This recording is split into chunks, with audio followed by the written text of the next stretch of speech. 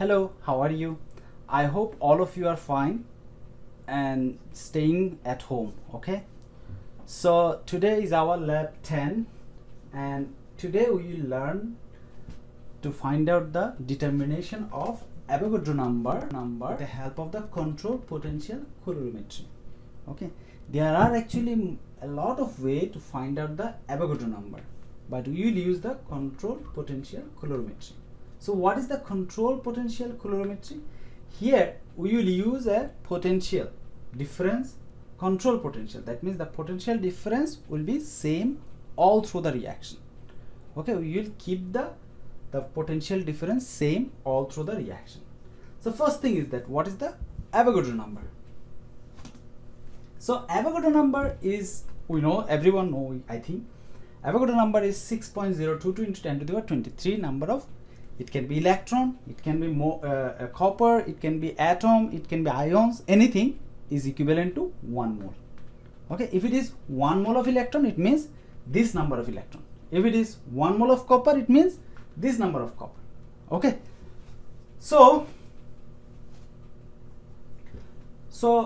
you see this number is actually so big, right? So to find out this number, it is quite difficult. So if you try to find out this number, this is so big that if you want to find out this number and if you start counting 1 electron, 2 electron, 3 electron, 4 electron, 5 electron, if you are very smart and if you can even count like 10 electron per second or 100 electron per second, you cannot even finish this number in your whole life. You have to spend your whole life to count this number. So it's a very tough work to find out this number, right? But the scientist actually made some way to find out the Avogadro's number. So to find that, you can see we need to we will take the help of the copper and electron, charge of the electron. So if you take a look at this, 1 mole of electron is equivalent to this number of electron, right? And we also know that 1 electron has charge of 1.6 into 10 inverse 19 coulomb, right? So this is a charge of 1 electron. Try to understand, charge of 1 electron, and 1 mole contains this number of charge. Okay, if you multiply these two, you will get actually 96500 around this coulomb, which is called the Faraday number, right? This is called the Faraday number. That means 1 mole contains these coulombs of the charge. Okay, that current. So here, to find out this, what we will do, we need two things. One is the amount of charge.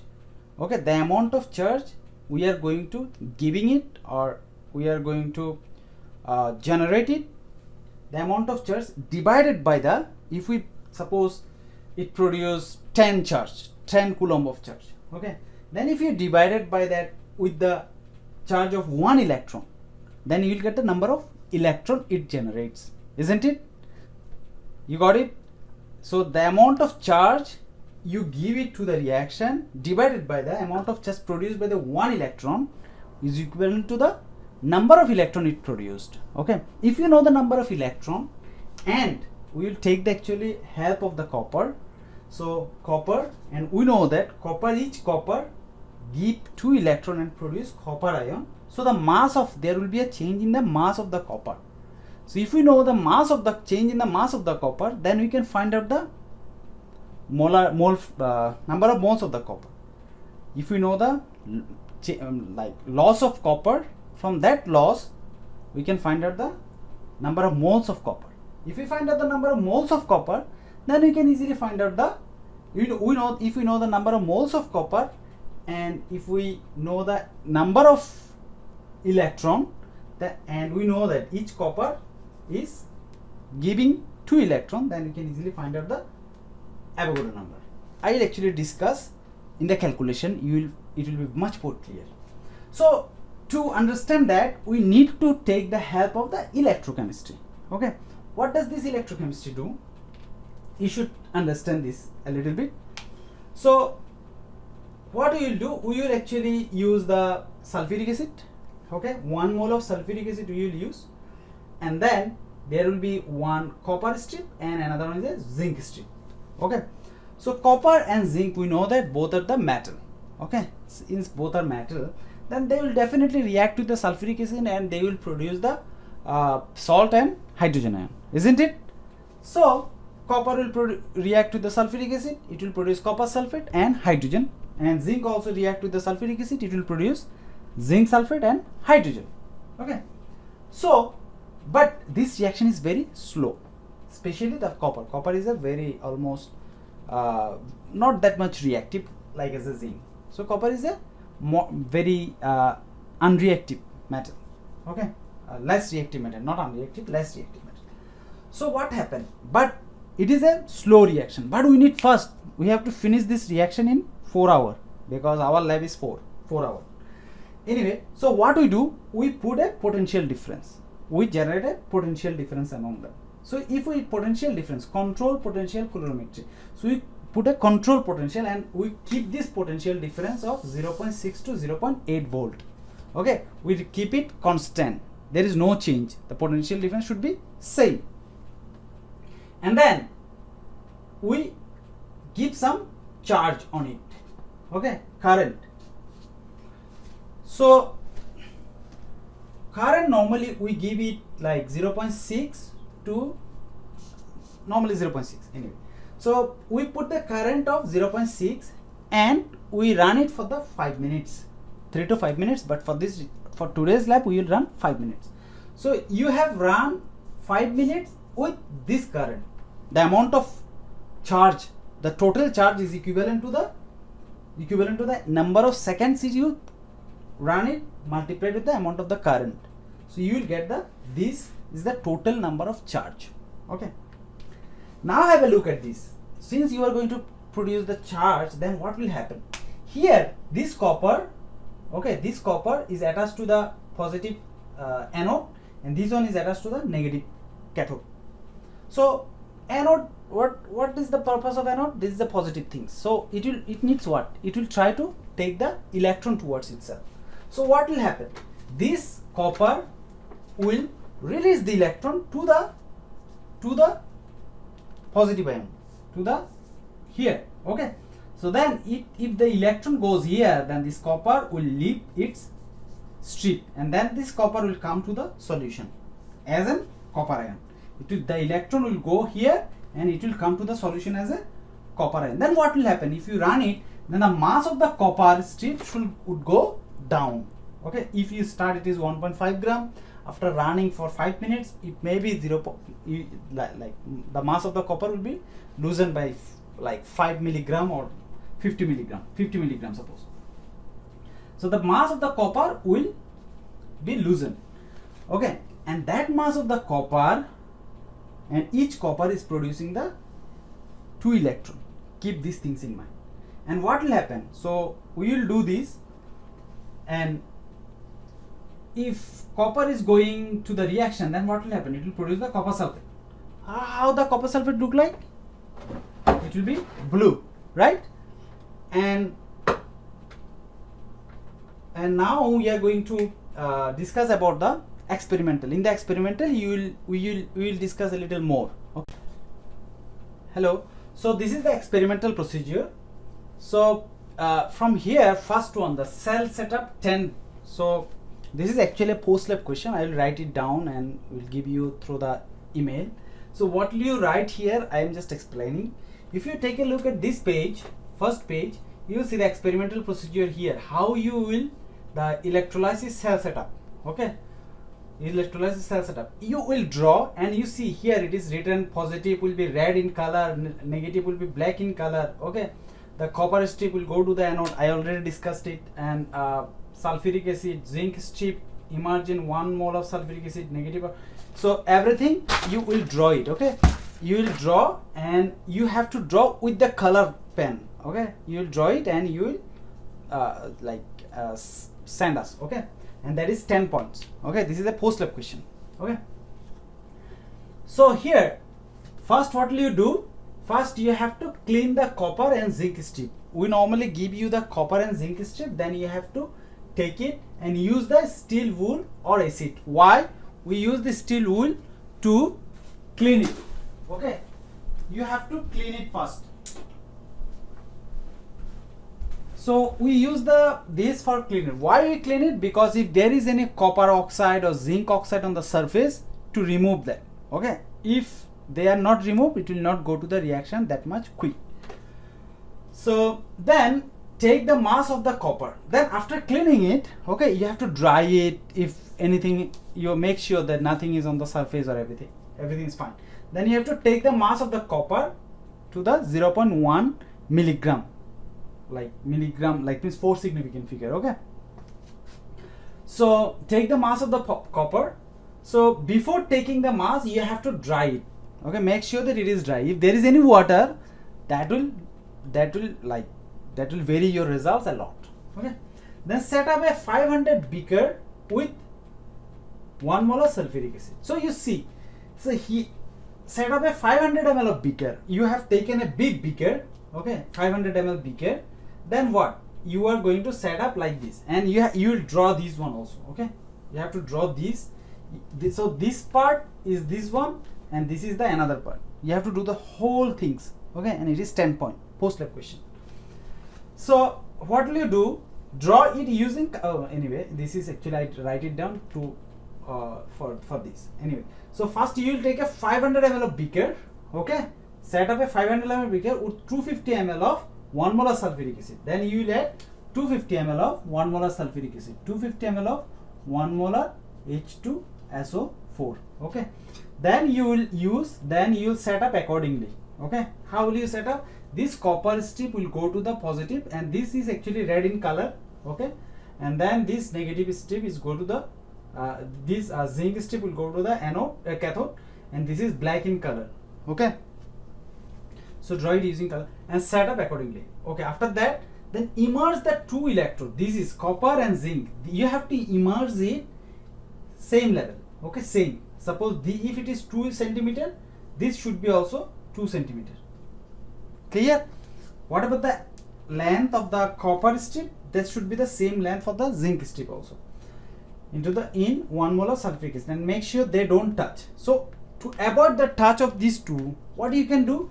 What we normally do? We normally put a small beaker upside down. Small beaker upside down. You should mention that in the drawing as well. Okay, so you should put a small beaker upside down. So if you put in a small beaker upside down, then they are not going to touch each other. Okay, if you don't put, there is a chance of connecting them each other. Okay, put an upside down beaker.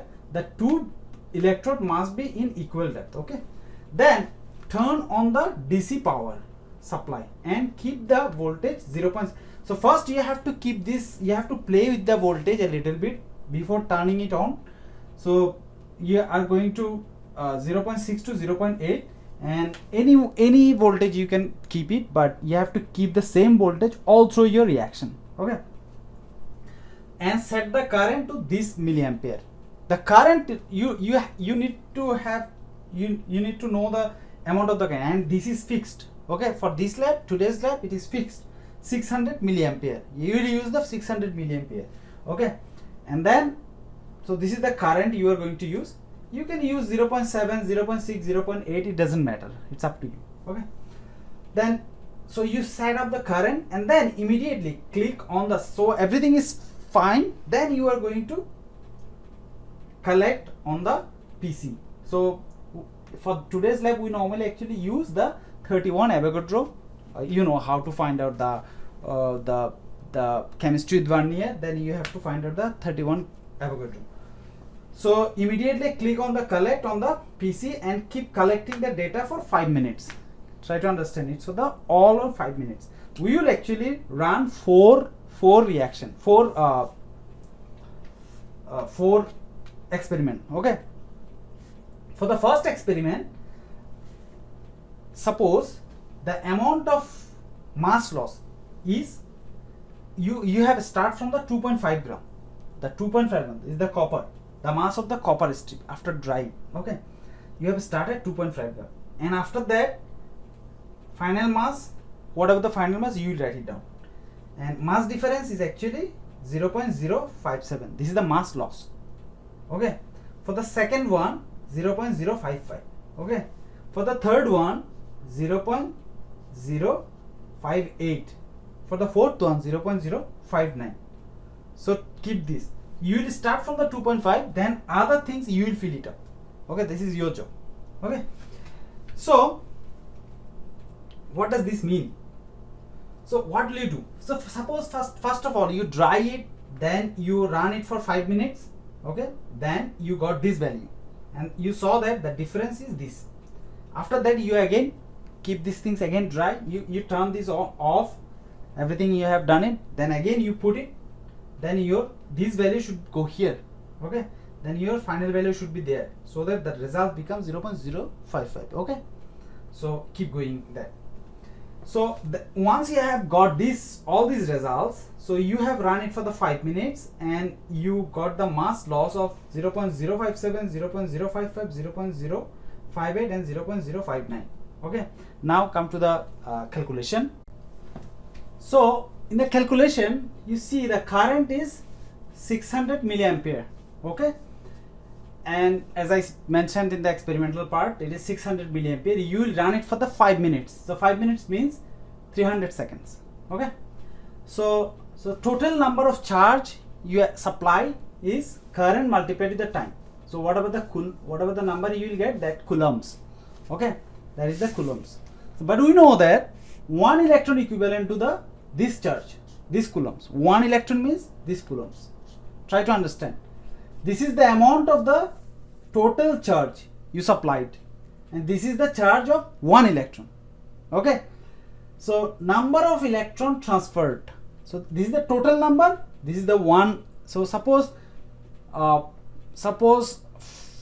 one banana price is $5. Okay, but you paid 20,000. Okay, how many banana then? Then how many banana? You will divide it, this divided by this. Okay, so the total charge divided by the electron. Okay, so then you will get the number of electron transferred. But 1 copper can transfer 2 electron. Try to understand. 1 copper can transfer 2 electron. So what is the number of copper? To find out the number of copper transferred, the copper ion form, you have to divide it by the whole things by 2. Then you will get the number of copper ion. Okay, number of copper ion.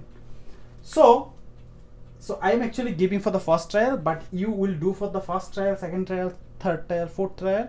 Then you will do the average. Okay. So, but for the first trial first trial calculation. So mass loss of copper 0.057. You saw it in the experimental. I put it 0.057. So mass loss of copper is 0.057. So number of moles of copper is equivalent to the mass loss divided by the molar mass. You can find out what is the molar mass from the book. It is written. So that is the X2. What is the X2? That means I just put the number of moles of copper is the X2. Okay. So number of moles of copper, you got it. Okay. So this number of moles of copper contains this number of ion, this number of copper, right? This is what whatever the mass of loss of copper is, means it becomes copper ion. So that copper ion, this is the number of moles and this is the number of copper ion. Okay, so the X2 moles of copper contains Y1 of this Y1 number of copper. So 1 mole contains what? So you will get a number, big number, which will be very close to the Avogadro number. Okay, so do for 3 trials and take the average. So suppose whatever the value you will get it here. Okay, find the percentage of accuracy. How can you do that? The obtained result, this is your obtained result, divided by the standard result, that means 6.022 into 10 to the power 23 and multiplied with the 100. That is the percentage of accuracy, how perfect your results is. Okay, and the post lab questions I will give you, and how I will distribute the numbers I will give you in your email. So thank you, I wish you all the best and see you again on the next lab class. Stay safe and try to, whoever just didn't submit your lab report, please send your lab report on time. Okay, thank you, take care.